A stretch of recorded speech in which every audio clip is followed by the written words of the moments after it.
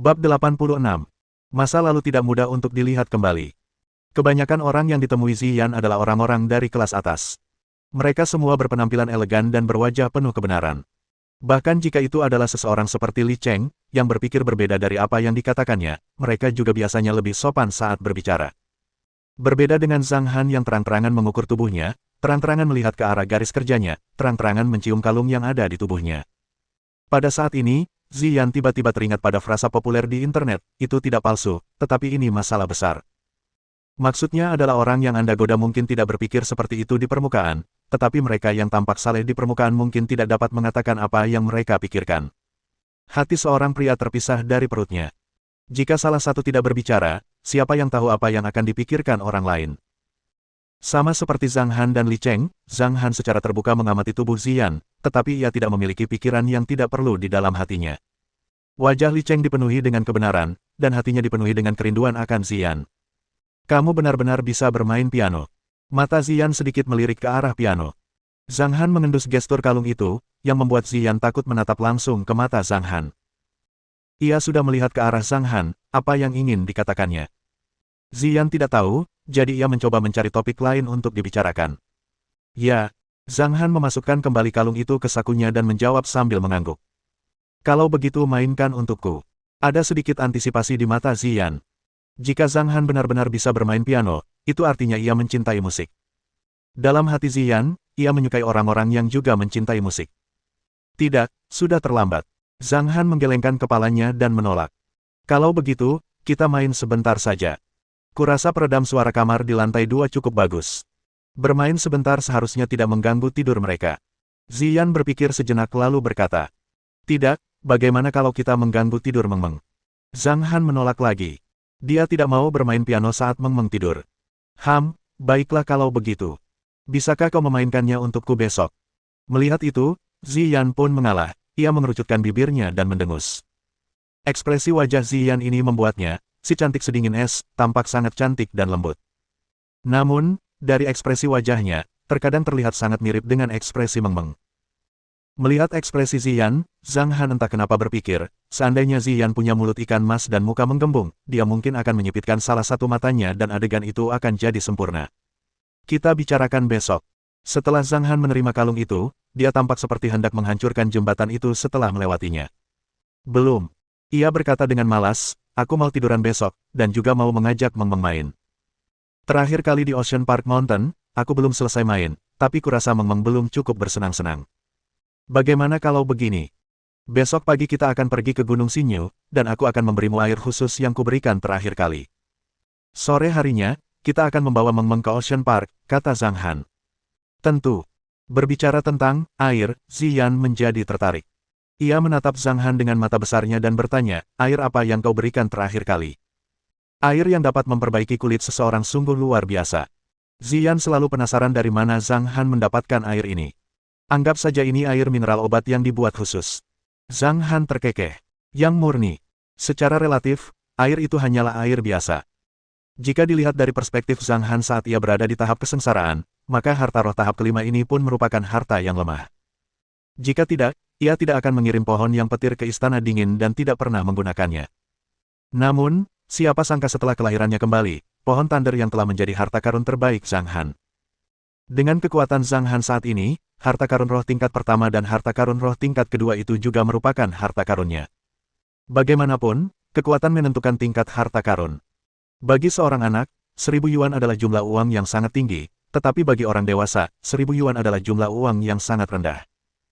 Akan tetapi, Zhang Han sudah terbiasa dengan kekuatan tahap pemurnian Qi-nya, seleksi alam, kelangsungan hidup yang terkuat, kemampuan beradaptasi Zhang Han sangat mengerikan. Kembali ke topik utama, ketika Ziyan mendengar penjelasan Zhang Han, dia tidak berniat bertanya lebih jauh. Sudah malam, kamu juga harus istirahat, kata Zhang Han sambil melihat jam. Oh, sudah hampir jam 2. Ekspresi Ziyan membeku sesaat, dan tak menyangka akan mengobrol dengan Zhang Han di lantai 1 selama 1 jam tanpa disadari. Saat itu, Ziyan memang mengantuk, jadi ia berdiri dan melirik Zhang Han, lalu bertanya, kamu tidur di mana hari ini? Hari ini aku akan duduk di sofa di lantai 1. Zhang Han menunjuk ke arah sofa tempat Ziyan duduk sambil mengerucutkan bibirnya. Kalau begitu hati-hati, jangan sampai masuk angin. Aku mau tidur. Ziyan mengambil pakaian bulu putih itu, menatap Zhang Han dengan mata indahnya, lalu memasukkan pakaian itu ke dalam tas pakaiannya dan naik ke atas. Zhang Han duduk di sofa, ia juga tidak mengantuk. Ia ingin menonton TV sebentar, tetapi tiba-tiba teringat bahwa ia telah mengirim sebuah lagu ke kotak surat studio Suekian. Setelah memikirkannya, Zhang Han bangkit dan berjalan ke meja laptopnya dan membuka komputernya, masuk ke perangkat lunak Penguin Chat miliknya. Tampaknya dia tidak menggunakan perangkat lunak ini selama lebih dari 5 tahun. Ketika Zhang Han mengirim email, dia tidak masuk ke perangkat lunak obrolan, tetapi langsung mengirimnya melalui halaman web. Jika Li Fan melihat adegan ini, dia mungkin akan sangat gembira hingga tubuhnya mungkin mulai gemetar, karena master ini akhirnya memutuskan untuk online. Akhirnya, Zhang Han masuk ke akun yang dikenalnya. Saat dia masuk, serangkaian perintah mendesak terdengar. Didididi. Suara itu berlangsung selama 2 menit penuh. Awalnya, Zhang Han tidak punya banyak teman, sekitar 30 hingga 40 orang. Zhang Han mengetukkan tetikusnya, dan mendapati hampir semua orang pernah berbicara dengannya sebelumnya. Karena bosan, Zhang Han mengklik mereka satu persatu untuk membaca. Hong Yun langsung bertanya, "Zhang Han, ada apa? Apa terjadi sesuatu padamu? Kudengar kau disucikan dan diusir dari klan Zhang. Apa kau serius? Phishing Network, astaga, tidak mungkin.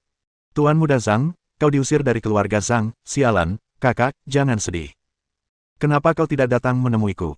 Aku pasti akan menyambutmu di sini. Lu Tianpeng, kamu di mana? Ayo minum dariku. Keluarga Zhang tidak tahan denganmu, jadi aku bisa memberimu kesempatan untuk berkembang. Dengan bakatmu, kamu mungkin bisa membangun kembali dalam 10 hingga 8 tahun ke depan." Lu Tianpeng ini dulunya adalah adik laki-laki Zhang Han, tetapi setelah melihat apa yang terjadi pada Zhang Han, nada suaranya tidak lagi menunjukkan rasa hormat seperti sebelumnya. "Donghu, oh, saudara Zhang, apa kamu diusir dari keluarga? Ini sungguh tidak bisa dipercaya. Saudara Zhang, kalau kamu tidak punya tempat tinggal, kamu bisa datang ke bengkel mobilku. Apa kamu tidak tahu banyak tentang mobil sport? Kamu bahkan bisa memperbaiki mobilmu di sini." Donghu, ajang balap gunung langsing sebelumnya telah menyebabkan Zhang Han jatuh ke dalam situasi yang mengerikan. Setelah melihat Zhang Han jatuh, ia juga berbicara dengan nada yang aneh, hanya saja dalam kehidupan ini, ia pernah jatuh ke gunung langsing, dan lukanya mungkin sangat parah. Itulah kenyataannya. Ada pepatah yang mengatakan bahwa tak seorang pun bertanya tentang kota yang miskin dan sibuk. Kekayaan memiliki kerabat jauh di pegunungan, dan ketika seseorang jatuh, teman-teman yang disebut di sisinya akan sangat berkurang. Namun, meskipun Zhang Han dulu pemarah dan suka membuat masalah, ia memiliki beberapa teman yang buruk yang peduli padanya.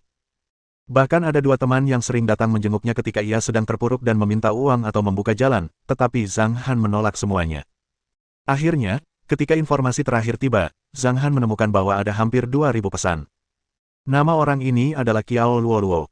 Zhang Han menyipitkan matanya sedikit, sembari membolak-balik catatan dengan santai. "Zhang Han, kamu di mana? Kenapa kamu matikan ponselmu? Kamu di mana sih?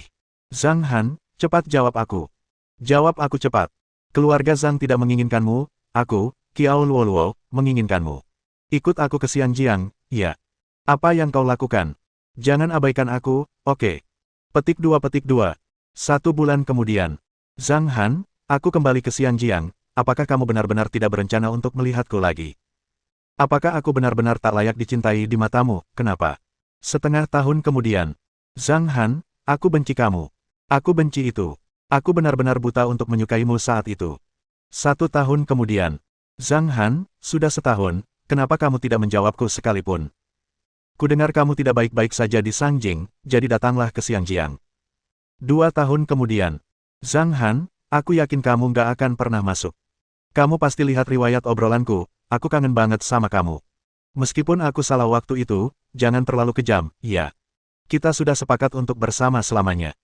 3 tahun kemudian, 4 tahun kemudian, informasi itu praktis menjadi buku harian Qiao Luoluo. Ia bahkan memberitahu Zhang Han bahwa ia sudah punya pacar, dan bahkan meninggalkan pesan kepada Zhang Han bahwa pacarnya sama sekali tidak kuat diranjang. Namun, setengah tahun kemudian, setelah mereka putus, kata-kata Qiao Luoluo dan Zhang Han kembali normal. Kata-kata itu mengungkapkan keinginan untuk bertemu kembali dengan Zhang Han, dan mereka selalu mengatakan bahwa Zhang Han dan dirinya adalah orang yang paling cocok untuk bersama. Setelah membaca log obrolan, rekaman terakhir dikirim 2 hari lalu. Zhang Han menggelengkan kepalanya acuh tak acuh. Qiao Luoluo ini adalah pacar Zhang Han yang sudah berpacaran selama setahun, dan hubungan mereka tidak buruk. Sebulan sebelum mereka berpisah, musuh bebuyutan Zhang Han, Lin Jie, entah bagaimana telah bergabung dengan lingkaran pertemanan Qiao Luoluo. Zhang Han merasa bahwa ia berusaha mendekati Qiao Luoluo, jadi ia memberitahu Qiao Luoluo tentang hal ini dan memintanya untuk menjauh. Pada akhirnya, setiap kali Qiao Luoluo dan teman-temannya berkumpul, Lin Jie akan selalu ada. Meskipun Qiao Luoluo sengaja menjaga jarak darinya, Lin Jie yang licik selalu membicarakan betapa luar biasanya dia, betapa elegan tindakannya, dan bagaimana dia selalu bisa mengobrol dengan Qiao Luoluo sebentar. Zhang Han telah bertemu dengannya 2 kali, dan sedikit kesal. Ia sering bertengkar dengan Qiao Luoluo, tetapi di hari ulang tahun Qiao Luoluo, ketika ia terlibat masalah, Zhang Han tidak menghadiri jamuan makan, dan Qiao Luoluo juga tidak mengangkat teleponnya. Ia begitu kesal hingga mabuk karena alkohol, dan mabuk karena memanfaatkan ketidakhadiran Lin Jie, menghabiskan sepanjang malam bersamanya. Keesokan harinya, Lin Jie mengirim Zhang Han serangkaian foto. Model. Biasa saja, Zhang Han, selera pacarmu lumayan, topi hijau ini cocok untukmu. Bab 87. Akhirnya muncul. Zhang Han sangat marah hingga ia memutuskan hubungan dengan Qiao Luoluo. Malam itu, ia membawa saudara-saudaranya untuk mencari Lin Jie. Ia menamparkan wajah Lin Jie yang sedang tersenyum dengan keras, bahkan mematahkan salah satu lengannya. Saat itu, ayah Zhang Han, Zhang Yu, sedang menekan, tetapi kabar baik itu tidak bertahan lama. Kurang dari sebulan kemudian, orang tua Zhang Han menghilang, dan paman keduanya, Zhang Nan, naik tahta. Tak lama kemudian, banyak orang, yang dipimpin oleh Lin Jie, mulai menyerang, memaksa Zhang Han keluar dari klan. Kalau saja dia tidak ditipu oleh Dong Hu dan meninggalkan Sang Jing setelah terluka parah, dan kalau saja dia tidak melompat dari tebing kemudian, Zhang Han tidak akan memasuki dunia kultivasi secara tidak sengaja, dia juga tidak akan menjadi seorang Han yang immortal yang terkenal. Setelah membaca pesan yang dikirim oleh Qiao Luoluo, Zhang Han tersenyum tipis. Saat ini, orang-orang ini sudah tidak ada hubungannya dengan Zhang Han, bahkan jika mereka membicarakannya, Zhang Han tidak akan berubah pikiran. Hanya saja Qiao Luoluo ini benar-benar gigih, dia hanya mengirim pesan selama lebih dari 5 tahun dan bahkan tidur dengan pacarnya, dan tidak ada yang tersisa selain dia. Setelah menonton berita ini, ia merasa seperti sedang menonton film. Hidup benar-benar seperti sebuah drama, semua berkat akting. Zhang Han langsung membuka kotak surat, dan menemukan pemandangan lain yang cukup menarik. Kotak masuknya sama dengan milik Qiao Luoluo, berisi artikel panjang yang dikirim oleh seseorang bernama Li Fan. Ketika Zhang Han melihat pesan itu, ia hanya bisa menggelengkan kepala, merasa geli. Apakah Tuan ada di sana? Saya manajer Sue Qian, Li Fan. Halo, Tuan Han Yang, bolehkah saya bertanya apakah Anda sudah masuk? Perangkat lunak pinguin Anda telah diatur untuk menolak menambahkan teman, jadi saya tidak bisa menambahkan Anda. Tuan, kalau ada waktu, tolong beri saya nomor saya, 6636XXXX, atau telepon saya. Pak, sudah lihat email saya, Pak, tolong balas. Saya ingin bicara soal lagu aktor itu. Ya ampun, Pak. Sudah 2 hari, kenapa Bapak belum datang juga? Tolong balas, tolong balas, tolong balas. Ya Tuhan, kapan engkau akan online? Cepat balas aku. Kakak kandung, adikmu sekarat karena cemas. Aku hampir meledak karena menunggu. Petik 2. Setelah surat yang panjang, kata-kata Li Fan mengungkapkan rasa dendam yang kuat. Zhang Han agak bingung. Dia sudah menandai harganya, kenapa dia terburu-buru? Setelah memikirkannya, Zhang Han tidak menambahkan atau meneleponnya. Sebaliknya, ia langsung membalas pesan, ada apa? Setelah membalas, Zhang Han ingin mematikan perangkat lunaknya, karena waktu sudah menunjukkan pukul 2 pagi. Meskipun kota ini ramai dengan kehidupan malam, kebanyakan orang sudah tidur. Hanya saja, yang tidak disangka-sangka adalah saat Zhang Han mengklik lokasi perangkat lunak yang tertutup itu, muncul pesan yang berasal dari kotak surat di pojok kanan bawah. Tuan Han Yang, apakah itu Anda? Anda akhirnya muncul, bagus, tolong tambahkan nomor akun pinguin saya XXXXXXX. Zhang Han melihat nomor akun, dan segera mencari melalui bila pencarian, mengklik untuk menambahkannya sebagai teman. Di tempat lain, di rumah Sue Qian. Sue Qian tidak terburu-buru selama 2 hari terakhir, tetapi secara bertahap, setelah 1 atau 2 hari, Zhang Han masih tidak menjawab, dan dia juga mulai menjadi cemas. Sulit menemukan lagu yang bagus, apalagi salah satu yang terbaik, seperti lagu ini. Lagu ini sangat cocok dengan pikirannya. Melihatnya juga cemas, Li Fan merasa tak berdaya. Tuan Han yang ini benar-benar pemarah. Oleh karena itu, pada hari ini dia tidak dapat tidur lagi. Ia terus menatap kotak suratnya sejak tengah malam, dan meskipun tidak melakukan apapun, ia tetap merasa lelah. Hingga pukul 1 pagi, Li Fan sedikit khawatir dan mengklik sebuah film yang belum lama dirilis. Oh, Saat hampir pukul 2, Li Fan menguap dan bergumam, kenapa Hanyang belum muncul. Aku tidur setelah menonton film ini. Sambil berbicara, Li Fan meraih minuman berkarbonasi di meja dan meneguknya. Tiba-tiba, sebuah pesan terkirim dari pojok kanan bawah layar. Li Fan menyipitkan matanya, dan melihat dua kata, Hanyang, dengan jelas. Plop, plop, plop. Li Fan melotot dan memuntahkan semua minuman di mulutnya. Ke komputer, ke keyboard, ke tubuhnya, ke lantai. Tetapi Li Fan tidak mempedulikan semua itu, dia langsung duduk dan menghilangkan rasa kantuknya. Dia dengan cepat membalas email tersebut dan beberapa detik kemudian, notifikasi permintaan pertemanannya pun terdengar. Bagus, Yai. Li Fan mengepalkan tinjunya dan berteriak, lalu segera menerima permintaan pertemanan dan membuka obrolan. Li Fan dengan bersemangat mengetik. Tuan Hanyang, apakah itu Anda? Oh tidak, maksudku lagu itu ditulis oleh Anda, Tuan Hanyang. Ya, Zhang Han menjawab dengan satu kata. Tuan Hanyang, Anda hebat sekali, lagu-lagu yang Anda tulis cukup bagus. Oh, dia nggak suka mengetik, ya. Melihat jawaban yang begitu sederhana, Li Fan merasa sedikit bingung di dalam hatinya, jadi dia mengetik dan bertanya. Pak, apakah Anda sedang senggang? Bolehkah saya menelepon Anda dan bercerita lebih banyak tentang lagu itu? Semenit kemudian, Li Fan merasa waktu terasa sangat lambat, seolah setiap detiknya terhitung 1 tahun. Ataukah sudah terlambat untuk mengganggu istirahatnya? Apakah dia tidak senang karena aku memberanikan diri menanyakan nomor itu? Saat Li Fan berpikir, akhirnya dia menerima balasan panggilannya. Li Fan melihat nomor itu, hatinya bergetar.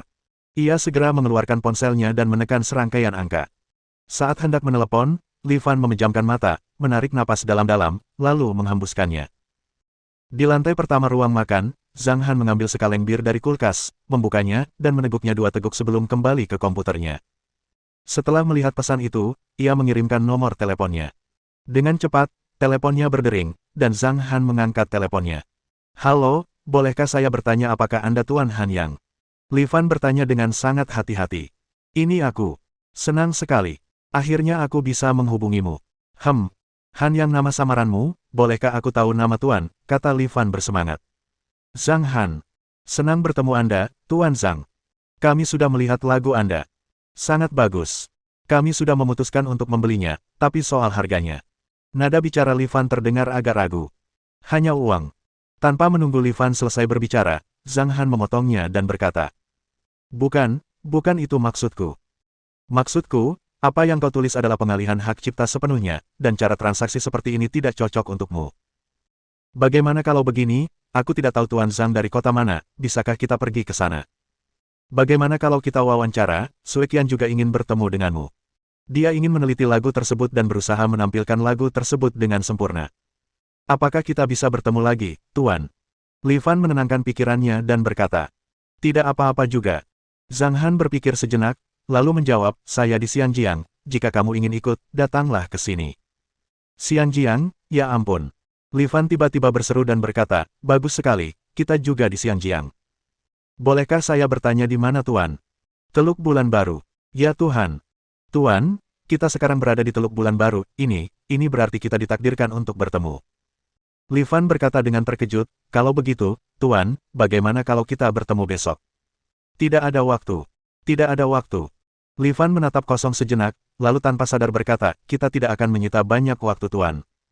2 jam sudah cukup. Besok sudah tidak ada waktu. Kita bicarakan lagi lusa, jawab Zhang Han. Lusa tidak apa-apa, tapi kapan kita akan berkunjung, tanya Li Fan. Pagi atau sore? Oh, oke. Kalau begitu, ayo kita pergi lusa, kalau sudah waktunya.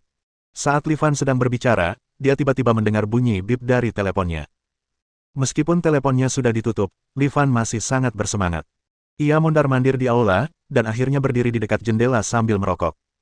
Malam itu, ia tidak bisa tidur nyenyak. Ketika orang-orang sedang bersemangat dan ingin tidur, rasanya akan sangat sulit. Keesokan harinya, pukul 6.20 pagi, Meng Meng membangunkan Ziyan yang sedang tertidur. Selama setengah malam ini, Ziyan tidak bisa tidur nyenyak. Biasanya, ia ingin tidur sendirian di tempat tidur, atau memeluk Meng Meng, tetapi agak canggung berada di tempat tidur yang sama dengan orang lain, bahkan Zhou Fei yang sangat ia kenal pun sama. Setelah bangun dan mandi, Ziyan menggendong Meng Meng ke ruang tamu di lantai 2. Zhang Li dan Zhou Fei juga pergi ke kamar masing-masing untuk berdandan. Zhang Han mendengar keributan di lantai bawah, bangkit dan berjalan ke lantai 2, hanya untuk melihat Ziyan sedang menyisir rambut Meng Meng dan bersiap mengepang rambutnya. Aku bangun pagi. Bagaimana tidurmu tadi malam?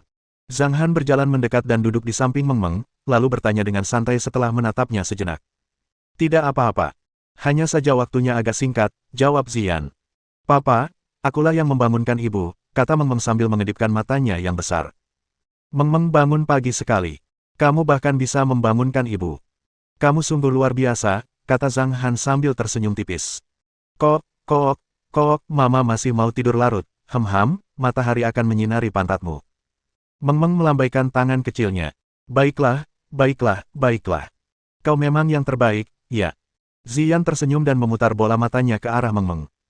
Saat sedang merapikan rambutnya, tiba-tiba ekspresinya berubah, bahkan tanpa menoleh, ia berkata, oh ya, gaya rambut Meng Meng juga sangat cantik kemarin, apa kau sudah mengikatnya? Dia secara tidak sadar merasa bahwa mustahil bagi seorang pria kekar seperti Zhang Han untuk memiliki gaya rambut yang begitu bagus dan indah. Tepat saat Zhang Han hendak menjawab, Meng Meng sang putri kecil mengambil inisiatif untuk menjawab. Adik perempuan itu yang menyisirkan Mickey Mouse yang lucu itu untukku. Oh, saudari, siapa itu?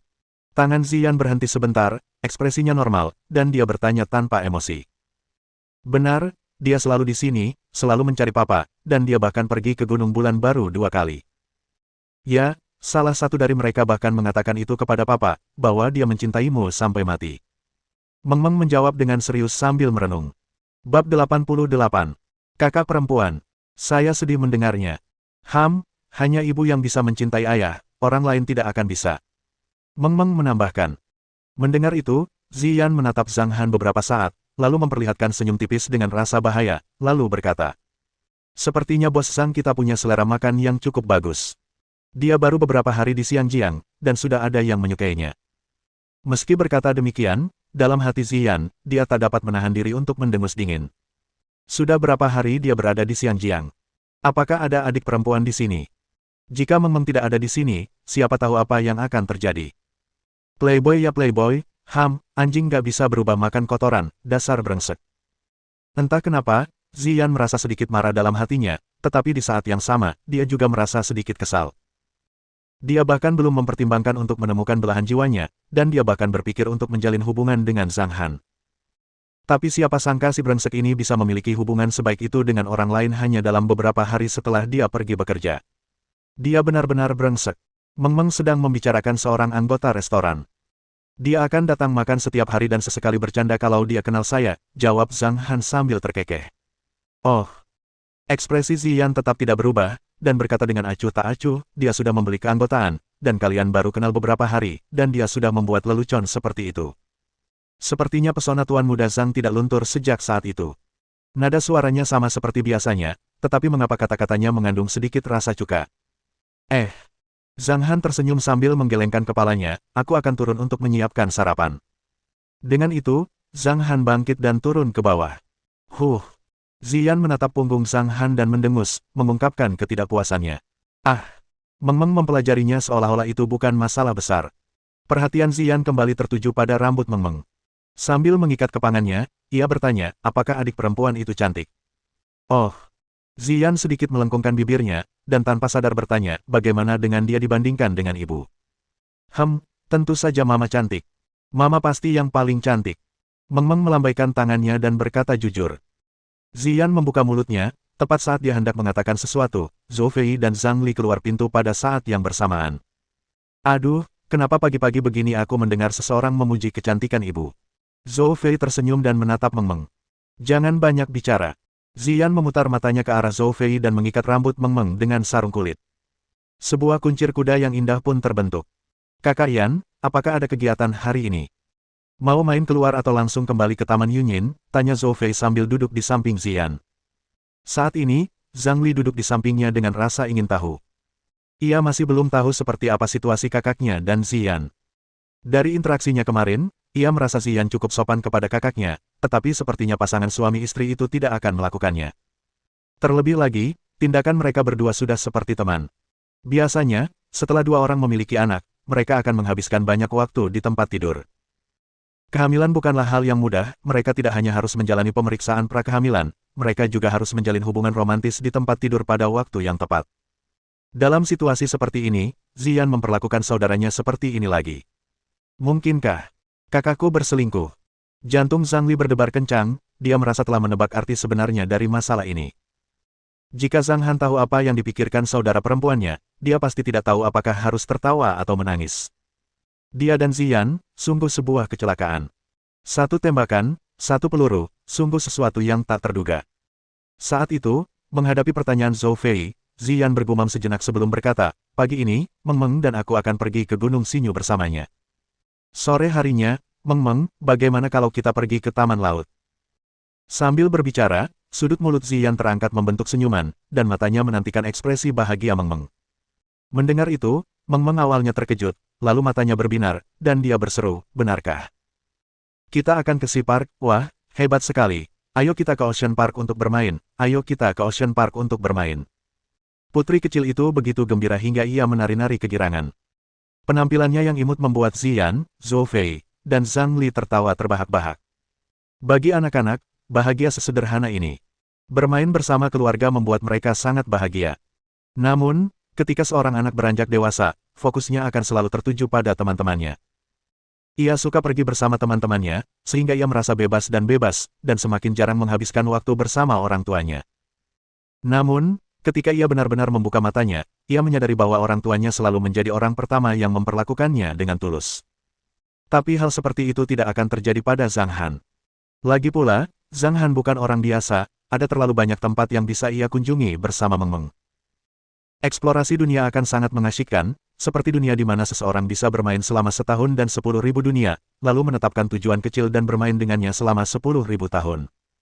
Kembali ke topik utama, waktu itu sekitar pukul 7. Para pelanggan berkumpul di restoran dari segala arah seperti biasa. Para anggota terus berjalan menuju meja anggota lainnya di bawah tatapan iri dari orang banyak. Selamat pagi bos, di mana Meng Meng? Liang Mengki dan dua orang lainnya menyapa saat mereka masuk. Di atas. Zhang Han menjawab sambil bersiap memasak nasi goreng telur. Oh, jawab Liang Mengki sambil tertawa. Setelah semalaman gelisah, Liang Mengki akhirnya menyadari bahwa menyukai Zhang Han memang tidak salah, tetapi jika Zhang Han punya keluarga, ia pasti tidak akan ikut campur dan tidak akan melakukan apapun. Sekalipun menyukainya, tetap ada prinsip di balik tindakannya. Dan jika dia benar-benar menjadi simpanan, maka berdasarkan statusnya, keluarga ayahnya akan dikenal selama puluhan ribu tahun. Klan Liang mereka adalah keluarga yang sangat besar, dengan populasi yang besar dan jumlah daun yang banyak. Keluarganya terbagi menjadi banyak faksi, dan bahkan ada beberapa yang saling bermusuhan. Setelah duduk di meja anggota terluar, Zhao Feng masuk beberapa menit kemudian. Melihat Zhang Han sedang sibuk, ia tidak menyapanya dan langsung duduk di hadapannya. Kamu terlihat menyebalkan. Liang Mengki memutar matanya. Uhuk, uhuk. Sudut mulut Zhao Feng berkedut beberapa kali. Ia melirik Zhao Dahu dan Yu Qingqing yang sedang menahan tawa, lalu menatap Liang Mengki dengan sedikit putus asa. Mengki, kenapa kau tidak terlalu ramah padaku? Sepertinya aku tidak melakukan sesuatu yang keterlaluan di sini. Setelah menahannya selama beberapa hari, Zhao Feng akhirnya mengajukan pertanyaan yang ada di hatinya. Ia sangat penasaran mengapa Liang Mengki selalu menatapnya dengan pandangan bermusuhan. Tidak ada alasan, Liang Mengki mendengus, matanya yang besar melotot ke arah Zhao Feng, mulutnya berkedut. Dia berkata, bagaimana mungkin orang biasa bisa menarik perhatian wanita muda itu? Baiklah. Zhao Feng menggelengkan kepalanya dengan ekspresi kaku. Melihat ekspresinya, Liang Mengki tidak dapat menahan tawa. Setelah beberapa hari berinteraksi, tentu saja dia tidak terlalu membenci Zhao Feng, tetapi dia bilang dia suka sedikit menggoda Zhao Feng. Setiap kali dia melihatnya terdiam, dia merasa itu sangat menyenangkan. Kemudian, Liang Mengki dan Yu Qingqing mulai mengobrol, sementara Zhao Feng diam-diam mendengarkan dari samping. Mereka bertiga sedang tidak ada kegiatan saat itu, jadi Zhao Dahu berencana untuk beristirahat selama 2 atau 3 bulan untuk mencari pekerjaan. Lagi pula, ia memiliki kualifikasi dan koneksi yang memadai, jadi melamar pekerjaan itu mudah, tetapi untuk mencapai posisi wakil direktur, ia harus membuat nama untuk dirinya sendiri di perusahaan baru tersebut. Setelah mengobrol sebentar, Sun Ming masuk bersama Sun Dongheng, Ibu Sun, dan 2 orang lainnya. Sun Ming memegang tas hiasan di tangannya, dan di dalamnya terdapat boneka beruang putih kecil yang lembut. Ia, Ibu Sun, dan beberapa orang lainnya duduk bersama di meja anggota di sebelahnya. Di sisi lain, Sun Ming berjalan ke meja dapur dan melambaikan kantong di tangannya, sambil berkata, "Bos, makanan yang Anda buat sungguh lezat. Melihat Anda dan Meng Meng juga membuat saya berpikir lebih matang. Terima kasih, Ini hadiah kecil untuk Meng Meng, semoga Anda menyukainya. Oh. Zhang Han meliriknya, mengangguk acuh tak acuh, lalu berkata, letakkan saja di sofa, tidak perlu terlalu sopan. Baiklah. Sun Ming tersenyum dan mengangguk. Wah, itu hadiah. Meng Meng dapat hadiah lagi. Saat itu, Zhang Li menuruni tangga bersama Meng Meng. Meng Meng melihat beruang putih kecil di dalam tas di tangan Sun Ming sekilas, dan langsung berlari menghampiri. Hei, hei, hei, pelan-pelan. Jangan sampai jatuh. Zhang Li buru-buru berkata dari belakang sambil berjalan beberapa langkah ke depan untuk menjaga Meng Meng dengan hati-hati. Di belakangnya, Zhou Fei menguap dan berjalan turun. Jelas sekali gadis ini belum bangun. Ziyan adalah orang terakhir yang pergi. Ketika ia bangun pagi, ia hanya berdandan sedikit, tetapi meskipun ia berdandan sederhana, penampilannya yang sederhana telah menghancurkan segalanya. Kecantikan yang murni dan alami adalah Ziyan. Namun, begitu Ziyan keluar, dia melihat rumah itu hampir penuh dengan orang. Kemudian, dia melihat lebih dari 20 orang berbaris di luar rumah, menunggu. Matanya perlahan terbuka lebar. Seru Ziyan, dia berbalik dan melarikan diri. Dia tidak pernah menyangka restoran Zhang Han akan memiliki begitu banyak pelanggan. Sambil berlari menaiki tangga, Ziyan duduk di sofa dan menepuk-nepuk dadanya. Ia menarik napas dalam-dalam dan tertawa. Benar, makanan yang dimasak orang itu sangat lezat. Pasti banyak pelanggannya. Jika ada terlalu banyak orang, Ziyan tidak akan bisa makan di lantai pertama, jadi dia mengeluarkan ponselnya dan bersandar di sofa untuk memainkannya. Di bawah, Meng Meng berlari dan melompat hingga dia berada di depan Sun Ming, sedikit malu saat menatapnya. Ini hadiah untukku. Ya, Sun Ming tersenyum ramah dan berkata, ini hadiah kecil untuk Meng Meng. Sambil berbicara, Sun Ming menyerahkan tas di tangannya. Meng Meng mengulurkan tangan untuk meraih beruang putih itu, lalu memeluknya erat-erat dengan kedua lengan kecilnya. Ia menatap Sun Ming dengan gembira, lalu berkata, Unha, terima kasih, paman besar, beruang kecil yang cantik, Meng Meng menyukainya. Bab 89. Papa, dia ingin menciumku. Meng Meng memeluk beruang kecil itu dan melompat-lompat kegirangan. Penampilannya yang mungil dan lucu menarik perhatian orang-orang di ruang makan. Ibu Sun, Sun Dongheng, menggelengkan kepala dan tertawa. Liang Mengki dan yang lainnya juga tertawa pelan. Hanya saja Liang Mengki menatap Zhang Li dan tatapannya dipenuhi kecurigaan. Di antara mereka berdua, salah satunya adalah Ibu Meng Meng. Dia juga tidak terlihat begitu baik. Liang Mengki merasakan perasaan campur aduk di hatinya. Ia mengira Ibu Meng Meng akan sangat cantik, tetapi sekarang tampaknya ia hampir sama cantiknya. Meskipun mereka berdua gadis cantik, ada rasa sedih yang tak terelakkan di hati mereka, dan di saat yang sama, mereka merasa jauh lebih tenang. Jika dia melihat Ibu Meng Meng benar-benar jauh lebih cantik darinya, maka Liang Mengki mungkin akan cemburu dan kehilangan harapan lagi. Melihat Meng Meng sangat menyukai hadiah, Sun Ming pun tersenyum bahagia dan berkata, bagus kalau kamu suka, lain kali paman akan membawakan hadiah untuk Meng Meng. Baiklah, terima kasih, paman, jawab Meng Meng dengan gembira. Dalam hati sang putri kecil, rasanya semenjak berinteraksi dengan papa, makin banyak pula orang yang mengiriminya hadiah. Meng Meng naik ke sofa sambil menggendong beruang putih dan dengan riang bermain dengan boneka beruang putih kecil di tangannya.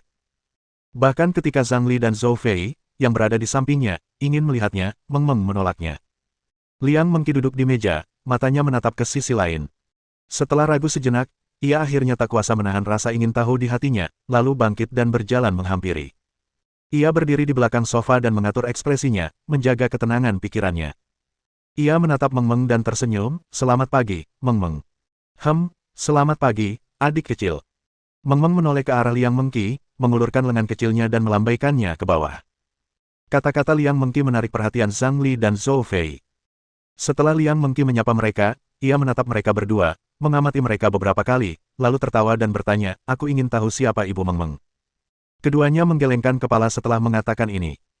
Zhang Li mengamati Liang Mengki beberapa kali, lalu tersenyum dan berkata, saya adik perempuan Zhang Han, nama saya Zhang Li. Saya Bibi Meng Meng, Zhou Fei memperkenalkan diri dengan singkat. Pada saat ini, tatapan Liang Mengki sedikit membeku, dan dia tanpa sadar berkata, oh, halo, nama saya Liang Mengki, saya anggota pertama restoran ini. Liang Mengki berkata, lalu melihat sekeliling, kemarin aku dengar dari Meng Meng kalau ibunya akan datang, kenapa dia tidak ada di sini? Aku selalu penasaran, kecantikan macam apa yang bisa melahirkan putri kecil semanis dan secantik Meng Meng. Mata Liang Mengki bersinar dengan semangat juang, seolah-olah dia ingin bersaing dengan Ibu Meng Meng untuk melihat siapa yang lebih cantik. Hah! Baru saat itulah Meng Meng ingat bahwa Ziyan tidak ada di sisinya, dan ia berkata dengan suara kekanak-kanakan, aku mama di atas, kenapa aku tidak turun? Kak, tunggu saja, aku akan pergi dan menyuruhku turun. Setelah Meng Meng selesai berbicara, dia menggendong beruang putih kecil itu dan berlari ke lantai 2. Zhou Fei berpikir sejenak, lalu mengikutinya. Sesampainya di lantai 2, ia kebetulan melihat Meng Meng bertingkah genit dalam pelukan Ziyan. Saudari Yan, ada begitu banyak orang di sana. Ada lebih dari 10 orang di restoran dan bahkan ada 20 hingga 30 orang di luar. Bisnisnya sedang booming. Berdasarkan harga makanannya, restoran ini menjual makanan lebih dari 1 juta RMB per bulan, kata Zhou Fei terkejut. Menurut Zhou Fei, membuka usaha selama 3 jam sehari dengan omset mencapai 1 juta, bisa disebut sebagai sebuah keajaiban. Ya, ada cukup banyak orang. Ziyan menggelengkan kepalanya sedikit, menatap Meng Meng, mengulurkan jari dan menggaruk hidungnya, lalu berkata, Meng Meng, aku tidak akan turun sekarang. Kamu bisa turun untuk bermain, dan naik untuk menemani mama saat waktunya makan. Tapi adik perempuan melihat mama. Meng Meng cemberut. Putri kecil itu tahu bahwa mama sangat cantik, dan dia adalah tipe yang bisa mengeluarkannya. Setiap kali mendengar seseorang memuji mama, dia akan sangat senang, dan dia juga merasa jika mama turun, dia pasti akan terkejut. Adik kecil apa? Zhou Fei tersenyum tipis, lalu berkata, Meng Meng, panggil saja dia bibi kecil. Dia tidak jauh lebih muda dari kita, dan dia cantik sekali. Oh, gumam Ziyan pada dirinya sendiri. Mama memang paling cantik, tak ada yang secantik mama.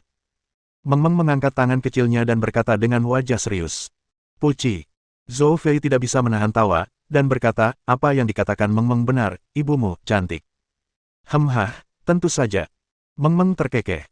Ziyan memikirkannya, tetapi akhirnya tidak jadi turun. Meskipun ia sangat ingin bertemu si adik kecil itu, meskipun ia ingin membiarkan kakak perempuan yang berkata, aku sangat mencintaimu, itu melihat seperti apa wajah ibu Meng Meng, setelah memikirkannya, ia tetap menyerah. Meng Meng dan Zhou Fei tinggal di lantai atas selama beberapa menit, lalu kembali ke lantai pertama. Kakak, aku nggak bakal ninggalin dia. Oh, dia di sini, lagi buru-buru. Rengek Meng Meng. Liang Mengki mendengarnya dan mengangguk, lalu tertawa, kalau begitu, lain kali kalau ada kesempatan, ayo kita lakukan lagi. Setelah selesai berbicara, dia mengangguk ke arah Zhou Fei, lalu berbalik dan dengan anggun kembali ke tempat duduknya. Melihat ini, Zhang Han sama sekali tidak peduli. Ia tidak tahu bahwa ini adalah pertarungan antar wanita, bahkan jika ia tahu, Zhang Han tidak akan peduli dengan hal-hal sepele seperti itu. Nasi harum telah disiapkan, dan Zhang Han hendak memulai nasi goreng telur hari ini. Tepat saat dia hendak melakukannya, gelombang tamu lainnya tiba. Wang Qiang membawa Wu Liying dan masuk. Kali ini, Wang Qiang menggendong seorang anak laki-laki kecil berusia 4 atau 5 tahun. Rambut anak laki-laki itu pendek, matanya hitam legam, dan matanya sangat cerah. Ia agak kurus dan penampilannya sangat halus. Ketika mereka bertiga masuk, orang-orang yang mengantre di pintu masuk tampak bingung. Wang Qiang dan 2 orang lainnya dengan tenang berjalan ke meja anggota terjauh dan duduk. 3 anggota lagi. Persetan. Orang kaya. Orang-orang yang berdiri antri di luar langsung mulai berdiskusi. Iya, ada berapa anggota? Coba kulihat.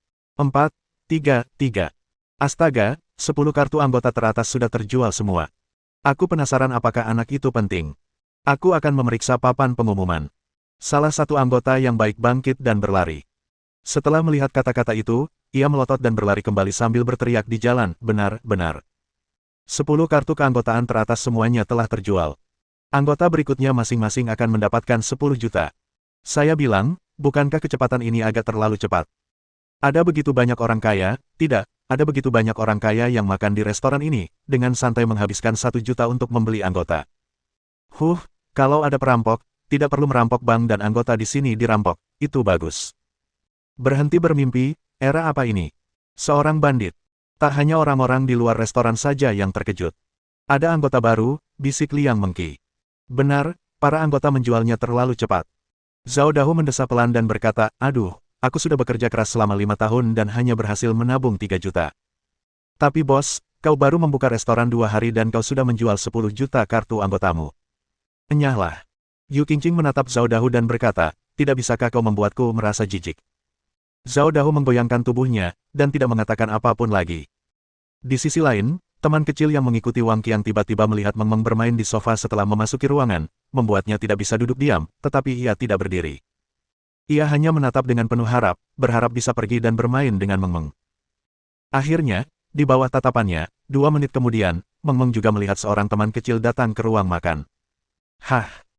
Meng Meng terkejut sesaat, lalu meletakkan boneka beruang putih kecil di tangannya, melompat dari sofa, lalu berlari menghampiri, berdiri di depan anak laki-laki kecil itu, dan dengan hati-hati mengukurnya.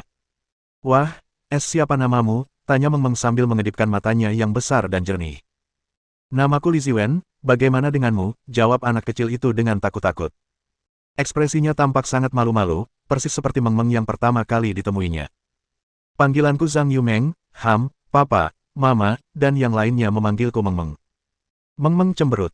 Kalau begitu, bolehkah aku memanggilmu Meng Meng, bisik anak kecil itu. Oh, tentu saja. Meng Meng menjawab dengan lugas. Hehehe. Anak laki-laki itu tertawa riang. Ia turun dari kursi dan berdiri di depan Meng Meng, tampak agak malu. Dengan wajah agak memerah, ia berkata, Meng Meng, kamu cantik sekali. Benarkah kok? Meng Meng berkata dengan gembira, kalau begitu, kamu juga terlihat bagus. Interaksi kedua anak itu menjadi pusat perhatian penonton. Persahabatan seorang anak datang begitu cepat. Seiring bertambahnya usia, jumlah teman semakin berkurang, karena seiring bertambahnya usia, orang cenderung semakin menyembunyikan isi hatinya. Baginya, Meng Meng lebih cantik daripada semua gadis kecil di distriknya. Bahkan, ia 10 kali lebih cantik daripada semua gadis kecil itu. Anak laki-laki itu agak malu. Ia menggenggam kedua tangannya, menatap Meng Meng, dan berkata dengan suara yang sangat pelan, Meng Meng, kamu cantik sekali, aku ingin menciummu. Meng Meng terkejut, tetapi tidak tahu harus menjawab apa. Maka, tatapannya beralih ke Zhang Han yang sedang mengangkat panci berisi nasi goreng telur di dapur, dan ia berteriak, Pak, oh, dia ingin menciumku. Klak, klak, klak, klak. Benda di tangan Zhang Han langsung terjatuh ke atas kompor saat matanya perlahan melebar dan jantungnya berdebar kencang. Setelah kembali dari kehidupan masa lalunya, hatinya yang selalu tenang akhirnya merasakan seperti pertama kali menaiki roller coaster. Mustahil. Zhang Han menjerit, ia bahkan tak peduli lagi pada penggorengan itu, ia bahkan tak melepas celemeknya lagi, langsung berjalan keluar dengan langkah lebar. Menggendong Meng Meng, ia menatap anak kecil itu dengan waspada, lalu bergegas ke lantai 2. Zhao Feng, bantu aku mengeluarkan nasi goreng telur. Kamu bisa makan sekarang. Zhang Han meninggalkan pesan dan naik ke atas. Semua orang di lantai pertama saling berpandangan, tercengang. Bab 90. Perasaan di rumah. Zhao Feng segera bangkit dan pergi ke dapur untuk mematikan api di kompor. Adapun anak laki-laki kecil itu, dia berdiri di dekat meja makan, tidak tahu harus berbuat apa. Itu, kakek. Ketika Liang Mengqi sedang berjalan menuju tempat makan, ketika melewati Wang Qiang, ia ragu sejenak dan berkata, bos sangat peduli dengan putrinya. Biasanya, dia bahkan tidak mengizinkan kita memeluknya, apalagi menciumnya. Kamu, kurasa lebih baik bicara dengan anakmu. Ya, Wang Qiang mengangguk, dan dengan sedikit cemberut, ia menggendong cucunya kembali ke tempat duduknya. Sambil menatap si kecil, ia berkata, cucu, kamu sudah berusia 4 tahun, laki-laki dan perempuan tidak boleh intim, ada perbedaan antara laki-laki dan perempuan, tahu. Oke. Ia berpikir sejenak dan merasa benar, lalu menjawab dengan suara pelan, tapi ibu bilang dia sangat menyukaiku, jadi kami berciuman. Aku juga sangat menyukai Meng Meng, jadi aku ingin menciumnya. Baginya, ini pertama kalinya ia melihat gadis kecil secantik itu. Ia ingin mencium pipi gadis itu untuk mengungkapkan kebahagiaannya, tetapi sepertinya reaksi ayah Meng Meng terlalu berlebihan. Mendengar itu, Wu Liying tersenyum lembut, menepuk kepala cucunya, dan berdiri untuk menyajikan makanan kepada mereka. Adapun Wang Qiang, raut wajahnya tampak tak berdaya saat ia berkata, sekalipun kau suka, kau tak boleh menciumnya. Itu tidak sopan. Ingat, di masa depan, kau boleh mencium anggota keluargamu sendiri, orang lain mungkin tak suka kau mencium mereka. Aku tahu, kakek. Anak laki-laki kecil itu cemberut. Ia merasa agak sedih karena tidak berani menunjukkan sifat pemalunya. Namun, ketika si kecil pertama kali mencicipi nasi goreng telur, rasa sedih itu lenyap sepenuhnya dan tergantikan oleh kebahagiaan. Saat ini, di ruang tamu di lantai atas, Ziyan bersandar malas di sofa sambil menjelajahi Weibo-nya dengan bosan. Saat itu, ketika popularitasnya sedang menanjak, ada sekitar 10 juta pengikut di Weibo, dan setiap unggahannya berisi puluhan ribu pesan dan ratusan ribu suka. Namun setelah itu, Ziyan meninggalkan entertainment circle dan kelompok penggemar ini meledak. Ziyan tidak menjelaskan apapun, yang akhirnya memicu desahan panjang. Banyak orang yang berhenti mengikutinya, dan hingga kini, hanya tersisa 5 juta orang yang masih mengikutinya. 2 tahun lalu, Ziyan mencoba mengunggah 2 pesan, menunjukkan bahwa jumlah komentar dan sukanya sangat sedikit. Ziyan melihat pesan-pesan yang telah dia posting sebelumnya, dan mendesah penuh emosi, ketika dia tiba-tiba melihat Zhang Han menggendong Meng Meng dan berjalan dengan langkah lebar. Saat dia mendekat, Zhang Han menempatkan Meng Meng di samping Ziyan. Ekspresi Meng Meng juga menjadi malu-malu. Dia jelas menyadari ada sedikit rasa kasihan di mata besarnya. Papa, kamu marah, Papa, jangan marah. Ada apa, kemarilah, Mama. Ziyan menatap Zhang Han dengan aneh dan buru-buru menarik putri kecil itu ke pelukannya. Adapun Zhang Han, ia masih sedikit takut. Ia menghela napas dalam-dalam, menatap Meng Meng, lalu terkekeh pelan. Ia mengulurkan tangan dan mengelus kepala kecil Meng Meng, lalu berkata, "Ayah tidak marah." Really? Mata Meng Meng kembali berbinar. Sungguh, ayah tidak marah. Zhang Han menggelengkan kepalanya pelan dan terbatuk ringan. Di bawah tatapan Ziyan yang penasaran, ia berkata dengan tulus dan ikhlas kepada Meng Meng, "Meng Meng, bukankah ayah pernah bilang sebelumnya, bahwa selain ayah dan ibu, tidak ada yang boleh menciummu?" Tapi Papa mengatakan bahwa Meng Meng tidak bisa mencium orang lain. Meng Meng mengingat kata-kata Papa dengan sangat jelas. Orang lain bahkan tidak bisa mencium Meng Meng. Zhang Han berkata dengan sangat serius, "Meng Meng, selain orang tuaku, kamu tidak bisa dicium oleh orang lain, begitu pula kamu tidak bisa dicium oleh orang lain. Apakah kamu mengerti?" "Aku mengerti, Meng Meng tidak mengizinkan orang lain menciumku, lalu, apa yang orang lain ingin cium dariku? Apa yang harus kita lakukan?" Mata Zhang Han berkilat serius, dan dia berkata, "Tampar dia." "Apa yang sedang kamu bicarakan?" Ziyan memelototi Zhang Han setelah mendengarnya, dan ia tahu apa yang sedang terjadi dalam percakapan mereka. Karena itu, Ziyan menoleh ke Meng Meng dan tersenyum, "Meng Meng, jangan dengarkan omong kosong papamu. Kalau ada yang ingin menciummu, tolak saja. Jangan dengarkan papamu. Memukul mereka itu salah. Lagi pula, kamu perempuan, jadi kamu harus lembut dan tenang." Meng Meng diam saja. Meng Meng mengangkat lengan kecilnya dan berkata. Zhang Han berdiri di samping, berpikir sejenak, lalu berkata dengan sedikit gelisah, "Kalau begitu, menurut saran ibumu, kamu akan menolak terlebih dahulu." Zhang Han. Ziyan menatapnya dengan niat membunuh. Mengajari putrinya memukuli seseorang, ayah macam apa itu? Sekaranglah saatnya Meng Meng memiliki kepribadian seperti itu. Pendidikan adalah hal terpenting, dan entah mengapa, Ziyan merasa sedikit tidak nyaman membiarkan Meng Meng tinggal di sini. "Aku akan mengambil nasi." Zhang Han melirik Ziyan, lalu berbalik dan berjalan menuruni tangga. "Kalau kalah berdebat dengan wanita itu, kamu pasti tidak akan dimaafkan. Kalau pertengkarannya lancar, kamu akan bilang kamu picik, dan tidak peduli."